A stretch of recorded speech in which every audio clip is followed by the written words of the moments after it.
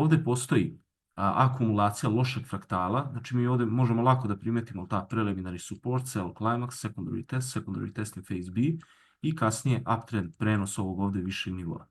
E sad, zašto bih ja trebao ovako da označim ovo? Zato što iz ove perspektive deluje da ovaj preliminary support ovdje koji se nalazi je validan.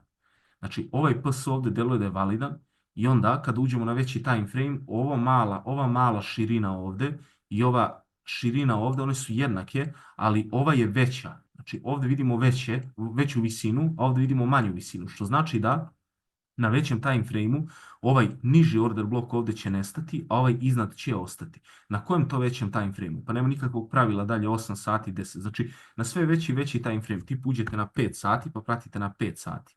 Pa ako treba između 5 sati i 4 sata, to ne možemo da otvorimo, ali onda moramo na osnovu poznavanja visine i širine fraktala da uradimo.